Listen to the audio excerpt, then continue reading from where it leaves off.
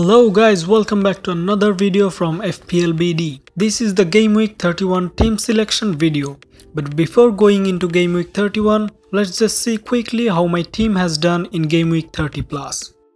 As you know, Game Week 30 plus was the first game week after the break and it was a double game week of 4 teams.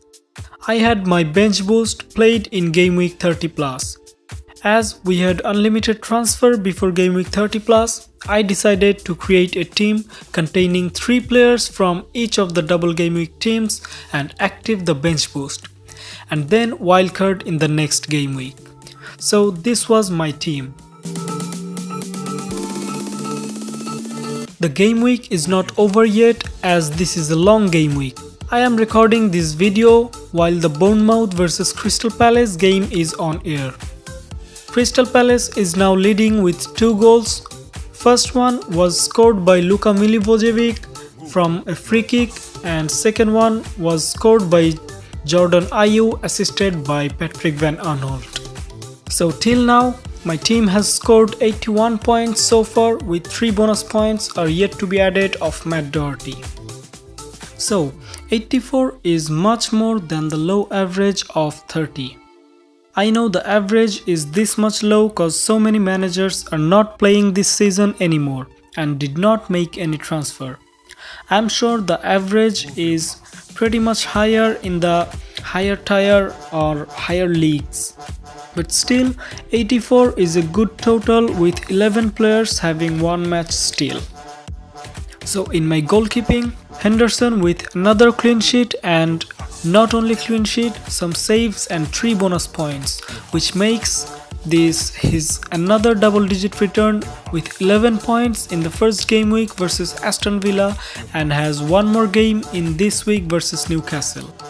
Luckily, I got some early team news courtesy to FPL Rockstar. You can follow him in Twitter. I got the news that Lundstrom was starting and Samata and Flake was not starting. So I had some last moment transfers where I bring down Lundstrom and Matt Target in defense. And I bring down Xhaka to replace Flake. So Lundstrom returned 5 points with a clean sheet, but unluckily he got a yellow card, so he had -1 point. Then I had Matt Doherty from Wolves. He returned 1 clean sheet, 1 assist and 3 bonus points, a total of 12 points. So yet another big return from the Wolves fullback Matt Doherty. In my midfield, Xhaka unluckily got injured in the 7th minute, so he returned only 1 point and didn't play in the second match. Jack Grealish with no attacking return in the first match, 3 points and 1 more match in hand. Then in mid, I have my Manchester City duo Kevin De Bruyne and Raheem Sterling. Raheem Sterling scored a goal while Kevin De Bruyne once again returned a huge FPL points with 1 goal, 1 assist, 1 clean sheet and 3 bonus points. So my midfield combined 10 points from Sterling and 14 from Kevin De Bruyne. In my forward, Aubameyang blanked in both the matches and returned only 4 points. Then I have McBurney, my last minute transfer, who returned 2 points and have 1 match still. And then I have my captain Sergio Aguero, who did not start in the first match, came off the bench as a substitute and still gave an assist. Hopefully he starts in the next match and scores some points. In my bench I had Leno, who returned 5 points versus Manchester City even after conceding 3 goals, courtesy to his 9 saves and 1 bonus point. But in the second match he got injured in the 39th minute, so he returned only 1 point, so 6 points from Leno. And then I had Douglas Luiz and Matt Target from Aston Villa, who returned 2 and 6 for each. So this was my Game Week 30 plus till now. Now let's move on to Game Week 31 plus. I already said the plan was to play bench boost in Game Week 30 plus and use my second wildcard in Game Week 31 plus. So I activated my second wildcard and this is how my team is lining up for Game Week 31. Now in this draft, I have particularly focused on the fixture. as we have only 8 more game weeks to be played in this season, where there will be no more blank or double game weeks. I still have my free hit chip in case there is any change. So in my goal, I have Rui Patricio from Wolves, 5.2 million of price, 9 clean sheets so far this season. Has some good fixtures till the end of the season, so I can expect some clean sheets and some points from this man. In my defense, I have Marcos Alonso from Chelsea. Definitely Chelsea is yet to play their comeback match against Villa, so I'll see how the team does. Whether it's risky having a defender of this team, that too with a price of 6.2 million. But I think with these good fixtures, we can expect some big returns from this FPL legend. Then I have Matt Doherty from Wolves. 4 attacking returns with 3 clean sheets in his last 4 game weeks. He's kinda must-have defender for me now in this game. Then I have Serge Aurier from Spurs. Though I'm not convinced with Spurs defense, but Aurier always seems to return some points, whether it is with clean sheet or with assist. Then I have my Newcastle defender Jamal Lascelles with only 4.3 million of price. He also has some good fixtures with Newcastle's good defense. Then my 5th defender is Jack Robinson from Sheffield United.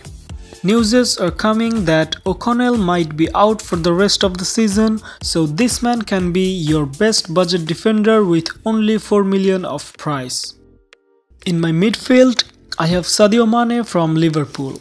Now there is a big debate and confusion about Sadio Mane and Mohamed Salah. I think both Salah and Mane is good, but I think after Liverpool wins the title there will be some rotations, where I reckon Shaqiri might be starting some matches in the right wing forward. So I think Mane is a bit safer from this view. Though he can also be on the bench sometimes with Takumi Minamino playing from the left side. For now I am having Sadio Mane. Then I have Kevin De Bruyne from Manchester City, about whom I don't even need to say a word. I think if someone is playing FPL and he does not have Kevin De Bruyne in his team, I guess he is playing the wrong game here.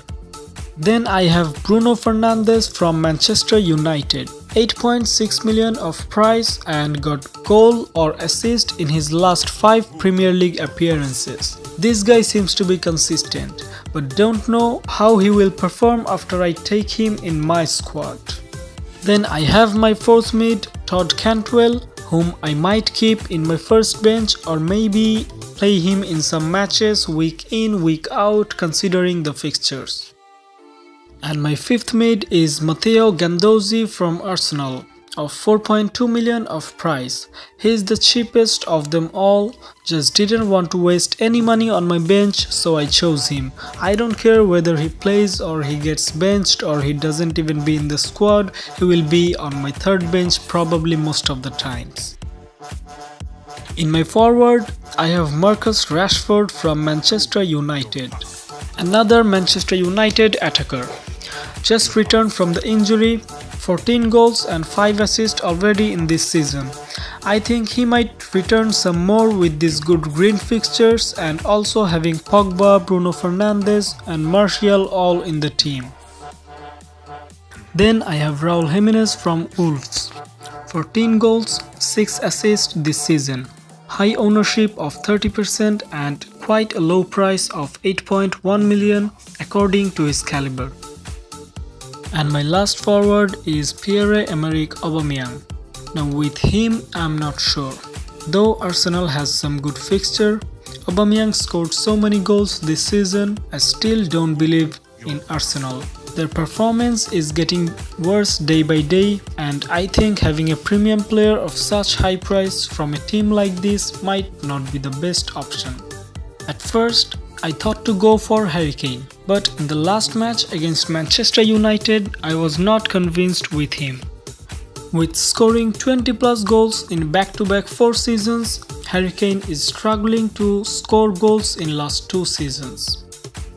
He scored 17 goals in last season and only 11 this season. Yes, there were some injuries, but still he got more than 1800 minutes and more than 20 matches.